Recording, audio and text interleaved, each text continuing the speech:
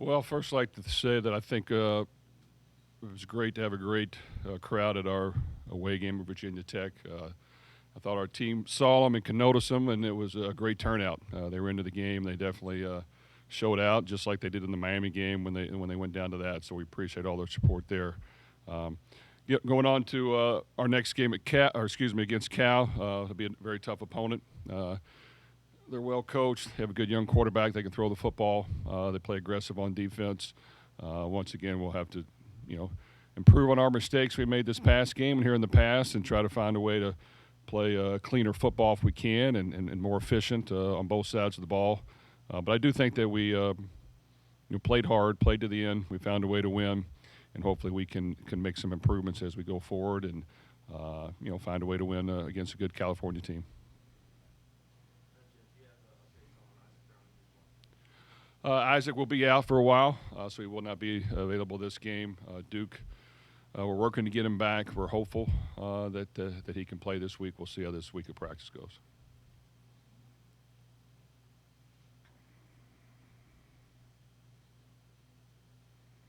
Jeff, looking at Cal, the quarterback, what is it about him that has had kind of made him have some early success there, and maybe the weapons that he has around him? Well, he's a good young quarterback. He can throw the football. He was highly recruited. I think he went to Oregon briefly, maybe during their bowl prep, and then get some reps and wanted more action, wanted to get on the field early, and he's very good. So this is a good quarterback who can throw the football. He can see the field. He's accurate, and that's what they rely on is his ability to be accurate, make good decisions, and the passing game has been very effective for him. So definitely has a bright future, and we'll have to play good defense.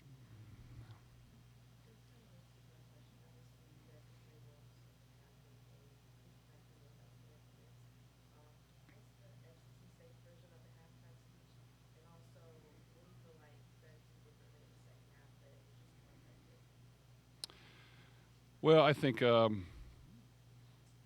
goal is always to start fast and to come out and play a good first half. We have not been as sharp. Um, I think every game's different. When you come in halftime, you kind of get a feel and pulse of the team. There's sometimes you can get after them and get them going. There's other times you can kind of um, you know bring some life back into them by describing the situation and how we have to overcome it and laying it out for them so I just think every week is different. I thought this past halftime. We had our heads down a little bit, and some people were disappointed and frustrated, and I wouldn't say ready to give in, but you just kind of have a little bit of anger that's built up. But I thought we needed to get the juices back going, that we can play football. It's only 30 minutes of a game, and we can come back and execute and play much better if we're into it, and if we want to do it, and if we believe in ourselves and play with confidence and go out there and play to win. And I just think that we did a much better job. And we're going to face good football teams in the conference. So I'd love to win every quarter and every play, but it's not going to happen. So you got to try to win more than they do, and you got to try to score more than they do, and you got to try to make less mistakes than they do. If you do that, you will have a chance to win. And I just think our guys got to just keep playing, and they got to keep playing hard, and we got to keep believing in them, no matter what the score is. How much confidence have you gotten in Keyjuan, and how much has confidence grown with the injuries you've had to deal with? Well, it was great for Keyjuan to play well. We needed him to. He's practiced well. He's been injured a little bit and finally got back healthy. I think he understands his role. He's got to be ready when his number's called. He's got to be able to produce when we put him in. He's got to be able to block and be physical and run the football downhill. He's taking care of the football very well. He'll definitely have to carry more of the load now, and I think he can handle it.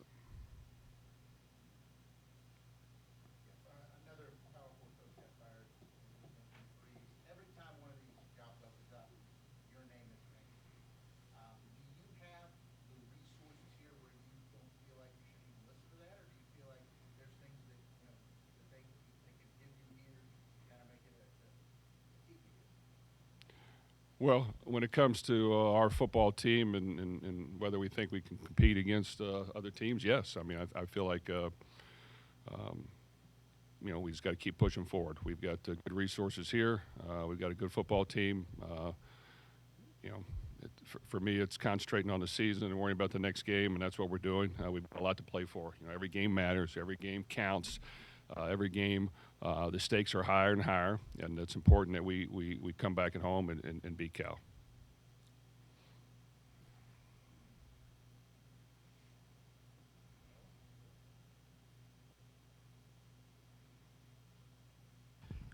I know I mentioned this last week. Can you just kind of speak about the punting again and what happened maybe in the breakdown early in that game About what? with the block punt and what happened with that and how do you correct that? That's a couple weeks in a row that I know you've been disappointed with. How do you correct it with the guys that obviously you have on the team? Well, on the block punt, they were selling out to block the punt. They walked up more than you can handle for the most part. You know, we did a couple things I didn't like on the punt that will get fixed and corrected that I think will uh, eliminate that mistake. With that said, there are times we catch and hold the ball too long, especially when we know there's a all-out block coming. So it's a combination of a lot of things. We've already talked about the corrections internally that I think we need to make, which we worked on yesterday. I think we have a better grasp for it.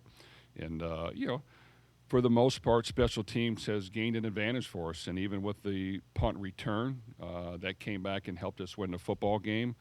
But, yes, we do not want to get punts blocked. That was disappointing. There was a guy coming clean off the edge, and it was a short edge. So we'll get that fixed. Have you seen improvements when talking with Miller about his decision-making when it comes to maybe throwing those interceptions, getting the strip sack, kind of along those lines of not preventing turnovers and things like that? Like, what's his mentality kind of around that? Well, quarterback's not an easy position. We can judge him on every single play he makes. He's in there 85 or so snaps a game. Yes, the interception we like to have back. He forced that down the middle. He had an in-cut coming open behind that was the first progression, and he just needed to be a little more patient and allow that to come open. But he thought he had Colin going down the middle, which was covered very well. Came back and then scrambled one time and had the ability to run for a first down, and he threw it deep. And then after that, we kind of had to settle him back in, and I think he did. He plays hard. He was able to run the ball a couple times after, get us a couple first downs. You're not going to make every decision perfectly right. I think that it's just important he keeps playing. I think we need him to play his best, just like we need all the others to play their best. There were some times we might have had some guys open up the field we didn't protect as well. There were some times maybe we weren't as precise in our route running. I mean, there was a lot going on, I think, especially in the first half, that we needed to clean up and try to get fixed. And sometimes that always spotlights on the quarterback. But, he played hard. And I know he works really hard, and he's going to continue to work hard to get better. He knows we need him to play well to win, and he knows that we need our others, guys on the team, to play well around him. It's a team effort, and getting the ball to our playmakers is important, not turning it over and just finding ways. I think we could hopefully find some ways to create some bigger plays up the field as we progress forward. But if not, we just got to be efficient in what we're doing.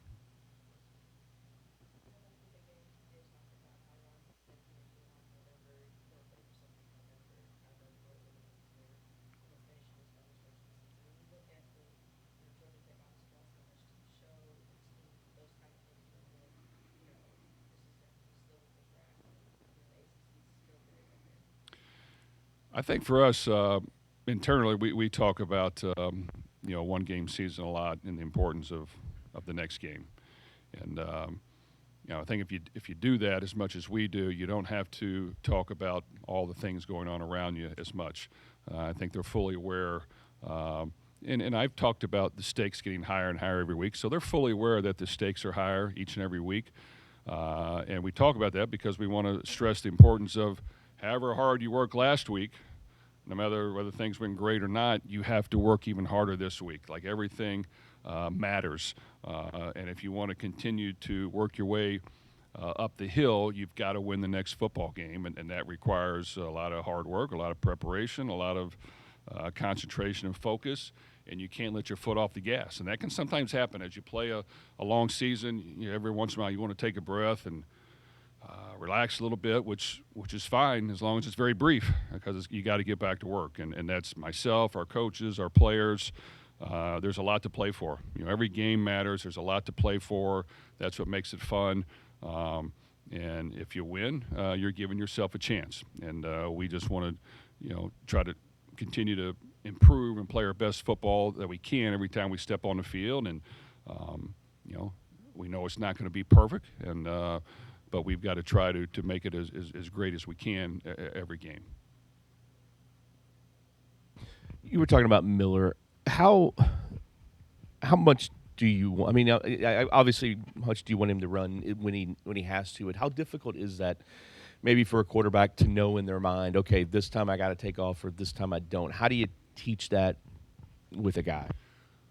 Well, we work at it as much as we can. I think a game action really is when you can see it full speed, live, when everything matters.